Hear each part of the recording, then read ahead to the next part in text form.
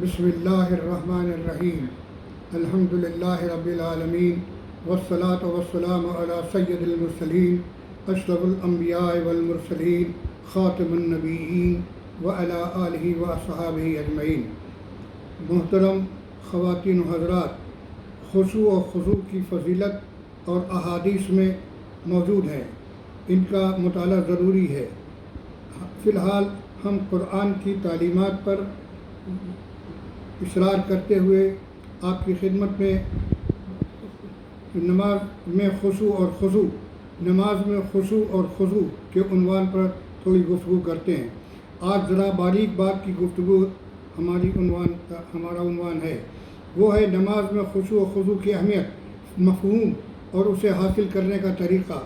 آج کل یہ سب باتیں کتابوں میں تفصیل سے درج ہیں، یہی صحیح کمی گوگل یوٹیوب نے پوری کر دی ہے۔ شائقین اور علم و معلومات حاصل کرنے کے لیے علماء، ائمہ کرام اور دانشوروں سے رجوع بہت کم ہو گیا ہے۔ بہرحال نماز میں خشوع اور خضوع ایک نہایت اہم عنوان ہے اور اس کی فرمائش کی گئی ہے، تو عرض ہے کہ ذرا غور سے بات سنیں اور انہیں یاد رکھنے کی کوشش کریں۔ سب سے پہلے ہم چند الفاظ پر غور کرتے ہیں۔ خشوع کا مصدر ہے خے شین عین، لفظ کی جڑ یا روٹ خے شین عین ہے، مگر اس کی بہت سی ترتیبیں ہیں۔ مجھے قرآن کریم میں کم از کم 16 مقامات پر خشوع، خاشعین وغیرہ کے الفاظ ملے ہیں جو علیحدہ درج ہیں، اور اس وقت موقع نہیں ہے کہ ان کی فہرست آپ کے سامنے پیش کی جائے۔ ممکن ہو تو آپ قرآن میں دیکھ کر کے انہیں نوٹ کر لیں۔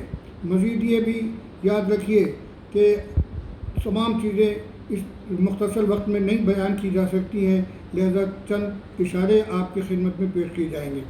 دوسرا لفظ جو اس سلسلے میں ساتھ ساتھ آتا ہے وہ ہے خشوع، خے ضاد عین۔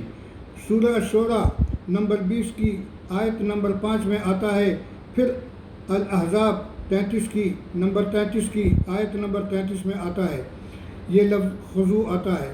سامعین، آپ کو ریسرچ کی دعوت دیتا ہوں۔ اب ان الفاظ کے معنی پر غور کرتے ہیں، مگر اس سے پہلے یہ سمجھ لیں کہ خشوع اور خضوع اسی طرح ساتھ ساتھ استعمال ہوتے ہیں جیسے صدقہ اور زکوٰۃ کو استعمال کیا جاتا ہے۔ اس سلسلہ کا ایک دوسرا لفظ خشیت بھی ہے، جس کا مفہوم اسی قسم کا ہے اور ایک ہی جیسا مفہوم ہے۔ معزز سامعین کرام، خشوع کے بہت سے معنی ہیں۔ بنیادی معنی ہے دل جمعی، دل لگنا وغیرہ، مگر قرآن کریم کے مترجم حضرات اسے کئی طرح اور کئی مفہوم میں استعمال بتاتے ہیں۔ مثلا کہا جاتا ہے کہ خشوع کے کئی معنی آتے ہیں، مثلا نگاہیں نیچی ہوں گی، چھپانے والی چیز، آواز کی پستی، خوف کھانے والی چیز، عاجزی کرنے والے، یہ خوف الہی کہ اور اس کا دل کا نرم ہو جانا۔ اس سب کا لب لباب یہ ہے کہ اللہ کی عظمت و قدرت کے سامنے بندہ کا عاجزی کے ساتھ عبادت کرنا، اطاعت کرنا، جھک جانا اور مطیع اور فرما بردار ہو جانا۔ مجھے لفظ خشوع میں صرف 2 بار قرآن میں آیا ہے، مجھے لفظ خضوع صرف 2 بار قرآن میں ملا ہے۔ اس کے معنی ہے گردن کا لٹک جانا، آواز کا نرم اور ہلکی اور پست ہو جانا۔ اسی سے ملتا جلتا لفظ جیسا کہ عرض کیا ہے خشیت ہے، جس کے معنی ہے ڈرنا۔ حضرات، آپ کی سمجھ میں اب آ گیا ہوگا کہ خشوع اور خضوع اور خشیت سب کا مفہوم ملتا جلتا ہے۔ یہ لفظی بحث لمبی ہو گئی، لیکن یہ ضروری تھی۔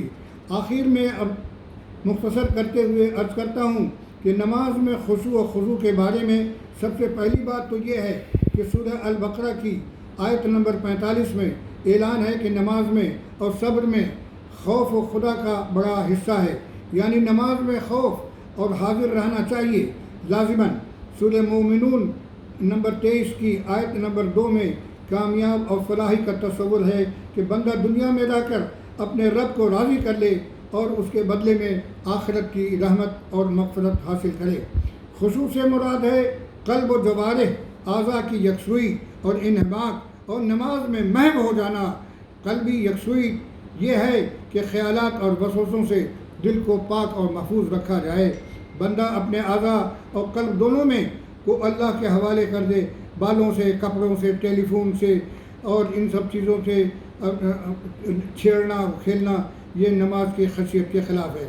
حضرات یوں سمجھنا چاہیے کہ ہم نماز کے وقت کسی شہنشاہ بلکہ مالک الملک عظیم الشان ہستی کے سامنے کھڑے ہیں اور ہم ایک نہایت کمزور اور گنہگار بندے کے طور پر اس کی عبادت کر رہے ہیں۔ اسی لیے شرط یہ ہے کہ ایمان بالغیب اور قیام اور نماز خوف و امید کے ساتھ ادا کی جائے۔ اور اب آپ کے سامنے مختصراً عرض کرتا ہوں کہ نماز کو وقت پر ادا کیا جائے تو خشوع خود بخود حاصل ہو جاتا ہے۔ امید ہے کہ نماز میں خشوع کا مطلب سمجھ میں آ گیا ہوگا۔ نماز نہایت اہم چیز ہے اور یہ خوف خدا نہ رکھنے والوں پر بھاری ہے۔ وہ نہایت کاہلی، سستی، بے دلی سے کچھ لوگ اسے ادا کرتے ہیں تو اس کا فائدہ اور اجر بھی نہیں پاتے ہیں۔ حضرات یاد رکھیے، ہر چیز کی ایک جان ہوتی ہے، ہر چیز کا ایک وصف ہوتا ہے۔ نماز کی بھی ایک جان ہے اور وہ جان اس کی روح اور اس کی وضاحت عرض ہے۔ دیکھیے، ہر چیز کی تو شکل ہوتی ہے، دوسرے اس کی اصلیت ہوتی ہے۔ مثلاً سیب، انگور وغیرہ تو ایک پھل ہیں، لیکن اصل چیز اس کی تازگی اور اس کا مزہ ہے۔ اسی طرح سے ہمارا جسم ایک جسمانی ہاتھ، پیر، ہاتھ، منہ، ناک سب چیزیں ہیں، لیکن اصل چیز جو ہے وہ اس میں ہے روح کی پاکیزگی اور روح اس کے اندر۔ اگر جسم میں ہمارے روح نہ ہو تو یہ جسم بھی بیکار ہو جاتا ہے۔ لہذا یاد رکھیے، اگر نماز میں خشوع اور خضوع نہ ہوا تو نمازیں میں بیکار تو نہیں کہتا، لیکن اس کی جو اصل روح ہے اس روح سے نماز خالی ہوگی۔ اور لہذا ہمیں اللہ تعالیٰ سے دعا کرنی چاہیے کہ ہمیں خشوع اور خضوع پوری طرح سے حاصل ہو جائے۔ اب ایک خاص بات غور سے سن لیں، وہ یہ ہے کہ خشوع کا تعلق دل سے ہے، دل کا تعلق ذکر اللہ سے ہے، اور الا بذکر اللہ تطمئن القلوب۔ دل کو اطمینان ملے گا اللہ کے ذکر سے، اور ذکر کا تعلق ہے اللہ سے۔ فاذکرونی اذکرکم واشکروا لی ولا تکفرون۔ یہ ذرا باریک بات ہے، مگر یہاں پر یہ نقطہ ہے کہ خشوع قلب کا اور نماز میں یکسوئی کا تعلق اللہ سے مل جاتا ہے۔ خشوع والی نماز اللہ کو مقبول و مطلوب ہے۔ آخری بات یہ ہے کہ خشوع کے بغیر نماز بے جان ہوتی ہے، مگر نماز تو ادا ہو جاتی ہے۔ تو کیا ہم نماز کو رٹی رٹائی طریقے سے، اٹھک بیٹھک کے طریقے پر پڑھتے ہیں؟ ایسا ہرگز نہیں ہوگا۔ ہم کوشش کرنی چاہیے کہ ہم نماز کو پڑھیں نہیں بلکہ اسے ادا کریں، خوف خدا، یکسوئی، دل جمعی سے کوشش کرتے رہیں۔ نماز کو سمجھ کر پڑھنے کی کوشش کیجیے۔ اللہ تعالیٰ سے جو ڈرے گا اسے کسی کا خوف نہیں ہوگا۔ اور دل کو نرم کریں، پورے جسم پر عاجزی اور طاری ہونی چاہیے۔ اس طرح سے خشوع ملے گا۔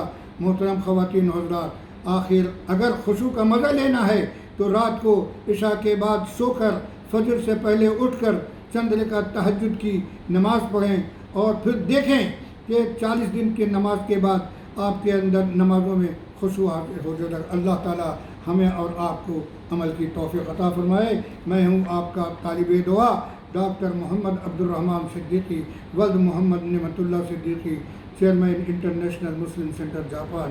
آخر دعوانا ان الحمدللہ رب العالمین، والصلاۃ والسلام علی سید المرسلین۔ السلام علیکم ورحمۃ اللہ وبرکاتہ۔